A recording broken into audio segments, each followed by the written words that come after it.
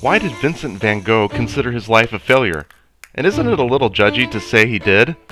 Hey, that sounded judgy. No, that was the judgy. Shortly after Vincent Van Gogh brought an end to his own life, his fellow artist and friend Gauguin suggested that they not display his art in an exhibition because, as one biographer noted, it wasn't advisable to waste time upon the products of a man who was mentally deficient. Well, that certainly hasn't stopped the world from fawning over Van Gogh's work. Not that humanity en masse is any kind of success story. Hasn't everyone at least felt like their life was a failure? Yeah, and that's why we shouldn't look down on anyone, including Vincent. But maybe we can learn something from how his life fell apart. Consider the way Vincent assessed his life at the very end. He thought it was impossible to accept his lot. He almost sounds like he's not talking about his circumstances, but about himself. That he couldn't accept himself. Without getting too far into the messy details, Van Gogh exited life by his own doing. At least Camus seems to think arriving at the end that way is a failure, basically calling it a dead giveaway here. While some of us may be able to hide our despair from other humans to some extent, Vincent Van Gogh cannot. But how did it get to that point?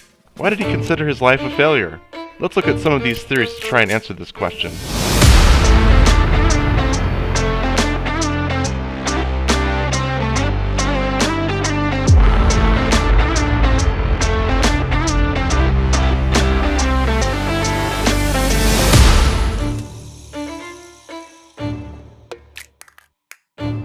Today, mental health problems are viewed by many organizations as one of the best ways to get publicity. Think of it as standard operating procedure for getting attention in the 21st century. But before artists were aware of this public relations strategy, Van Gogh was probably not having mental health problems to get attention. At the time, the local pastor was vouching for Vincent's sanity, and today, removing your ear as part of a joke would be just another day in social media. This guy pretended to be dead. For some background here, a young woman had joked that if he couldn't give her 5 cents for Christmas, she would like one of his large lop ears. When she later opened a package and saw the ear, she fainted, and people considered this to be crazy compared to what they were used to. Back then, it was normal for people to think losing an ear for a joke, or as an ineffectual sacrificial gesture, was crazy. In today's humble brag, altruistic culture, I'm not so sure. Keep in mind that for bragging, or altruism, or telling a joke, you are counting on having someone else to view what you are doing and consider you in a different way. Like so many crimes and despairing paths, they are not things you can do on your own. In Vincent's case, people did start to notice his work during his lifetime. As people started hearing more about this crazy man, his paintings started getting noticed. Why is it that as Vincent started to achieve some measure of what could be humanly considered success, that he began to see his life as a failure? And ain't it weird that the celebrities who the world adores and wishes they could become are so often depressed? Maybe Vincent Van Gogh was like Charlie Brown, seeing through the superficiality of the world and his own shortcomings to the point where he seemed terminally inadequate. Vincent often accepted the criticism other people gave him and considered himself to be easily angered. Let's take a look at what humility is. I mean, what it truly is. A lot of people think humility is self-loathing, or that humility is just not thinking about yourself. The best way to understand humility is accepting your flaws and shortcomings for what they are. This is a critical step on the path to accepting yourself. Hiding these flaws from yourself, or, as it is so often the case today, valuing yourself because of your flaws, is not going to help yourself, because the moment you glimpse how little you want these flaws, you're going to be quickly pulled in the direction of not wanting to be yourself, or not wanting to have yourself. Van Gogh may have hid some of his flaws from himself, which is a widespread problem, but humility is an advantage in being transparent with yourself and ultimately accepting who you are. Both Vincent and his younger brother Theo wanted to rescue people who were destitute and lost on many levels. This proved to be a lifelong goal for them, and essential to the commitment they forged at a bridge in Ridgeswick. You can point to many examples of their attempts to do exactly this. Vincent gave to the poor when he had nothing, and when he felt sorry for a certain woman who sold her body for money, he allowed her and her baby to live with him. Their lifestyle was basically love the sinner and love the sin. But how did he get to such a falling out with Christianity? In his younger years, Van Gogh worked as a sort of missionary pastor to coal miners who worked in Borinage, Belgium. Vincent cared a lot about these coal miners, But the people who were paying for him to do it had three main problems with his work. He gave away all his living accommodations to the poor. He didn't dress like he meant it. He got involved in supporting a labor union strike. He wasn't kicked out of the church, but he lost his donors. Before long, he was not going to church and then lost interest in Christianity, although he continued to wonder about it for the rest of his life.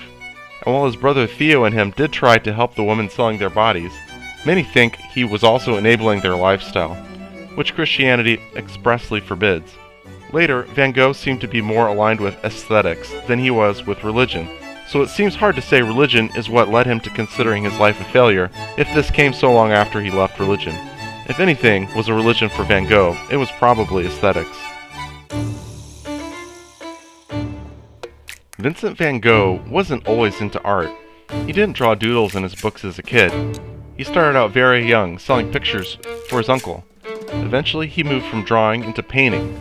By that point, art and aesthetics had become very important to him. Vincent began to wonder if he could live his entire life in what Kierkegaard called the aesthetic sphere of life. You can see how someone who became so focused on painting became so skilled at it. And this focus was truly an obsession for him. It became the central lens through which he saw everything. Art seems like a pretty safe activity. It doesn't seem to hurt anyone, not physically. So how could Van Gogh's obsession with art have provoked the despair and failure he felt later? Vincent placed art on a pedestal while also having misgivings about it. Let's take a closer look. Vincent lived in poverty. What did he seem to be getting out of that? Art was eating away at Vincent's living conditions and his hope.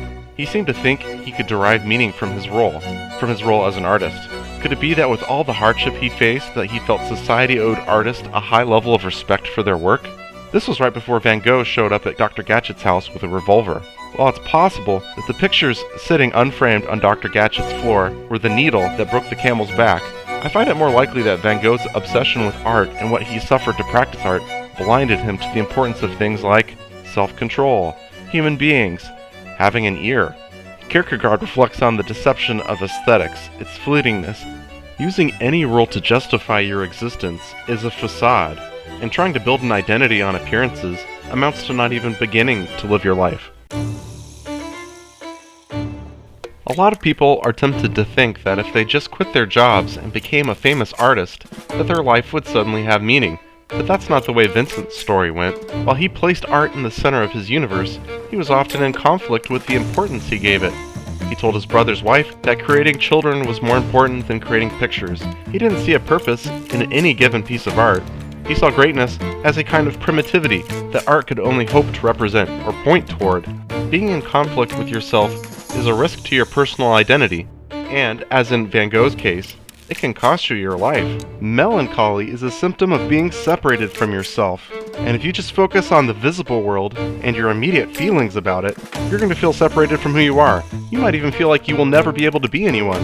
Van Gogh considered himself a failure because portraying his subjects visually never gave him a personal identity. His opinion about art was as divided as he was with himself, and the role of an artist, or any role, could not tell him who he was. These are all things that we can each point to examples of in our own life, if you were to look for such examples. Vincent van Gogh was not an existential hero, and he ultimately failed to accept himself because he was so ashamed of his flaws. He was also very open about his problems and mistakes in ways that most people would rather not look at. Vincent van Gogh made some magnificent pictures, but for existing people who want to understand what it means to have a meaningful life, we can also find many things about his life and self-understanding to learn from, so that when you and I look back on our lives, we can see more than just failure. Do you think Vincent van Gogh was set back by staying in the aesthetic sphere of existence? Do you think he should have focused more on what mattered to him? Do you like his pictures? Does his art have a psychology to it that you like? Don't forget to subscribe and leave a comment to answer these questions, and I'll see you next time.